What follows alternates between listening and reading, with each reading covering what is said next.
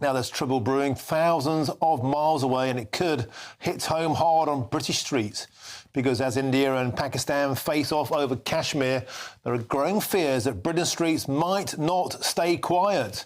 Now, with past riots and rising migration, experts warn we could see tensions flare once again here on Great Britain's streets. Well, join me now to discuss this is a social policy analyst, Dr. Rakib Ehsan. Rakib, always an absolute pleasure to have your company. You wrote an excellent article in today's Telegraph drawing on experience from places such as Leicester in 2022.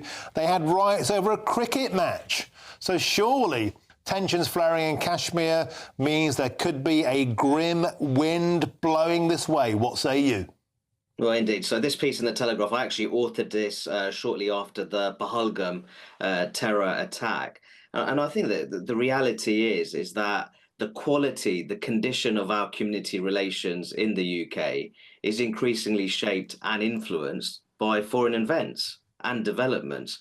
And I think that you look at the rise of ethnic and religious identity politics in the UK. If you just look at the build up to the last UK general election, we saw the rise of the Muslim vote campaign, but also the publication of the Hindu and Sikh manifesto. So there is that feeling that our politics is becoming increasingly tribal. And when you mix that with rampant social media disinformation and the impact, the passions which arise because of conflicts which may be taking place in the Middle East, South Asia, even the Horn of Africa, it just feels that we're not quite the cohesive society that we used to be. And Rakib, in about 3 minutes' time, there is a protest outside the Indian High Commission. There it is, planned by what looks to be more militant Pakistani voices. They're saying, stand up for Pakistan, a direct call out to British Pakistanis to amass at the Indian embassy. Dr. Rakib Ehsan, you're not telling me that the Indian community watching this is going to stand by and take that lightly. We've seen flare-ups at foreign embassies before. This looks like, it looks a bit dodgy. Well, I think that Leicester was a major wake-up call, which took place a few years ago. Leicester used to be portrayed as some sort of paragon of British multiculturalism. Not sure why. Moyne, as you know, has a very dark history, especially when it comes to the sweatshops, labour exploitation.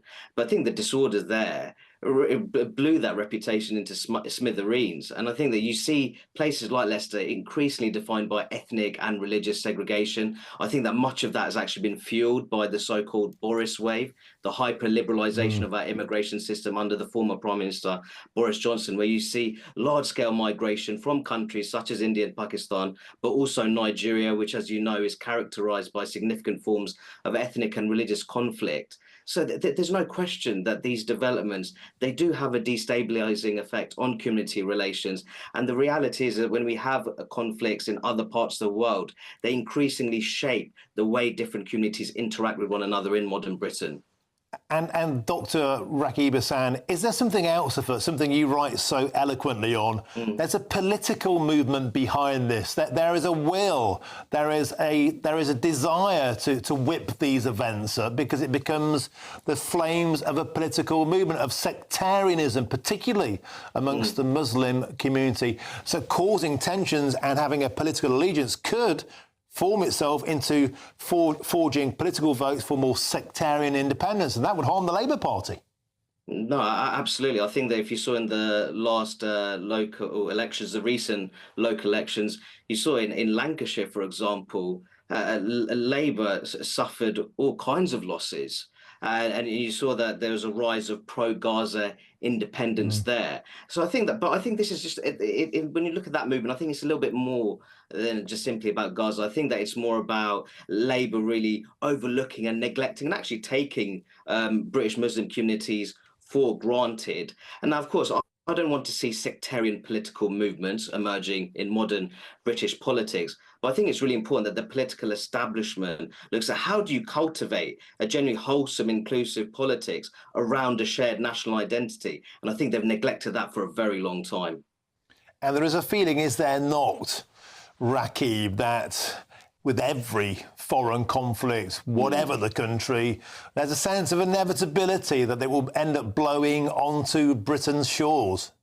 No, I mean, you would look to the Leicester disorder from a few years ago, a lot of people focused on the Asia Cup cricket fixture between India and Pakistan in the United Arab Emirates. I think that was very much a trigger. But some of these tensions, they've been simmering for a long time. And I have to say, local representatives, local councillors, they have to take a lot more responsibility. I think that they've fanned the flames in some ways. And I think that the reality is when we have a political establishment which treats Britain as some sort of globalized economic hub instead of a home, and ultimately have more of the focus on celebrating differences to the point that it's actually quite divisive, as opposed to looking at how you can cultivate a shared national identity. Much of that also has to be based on significant quantity and quality control of our immigration system. That's the way moving forwards. But at the moment, I don't hold much hope for seeing that under this current Labour government, I have to say.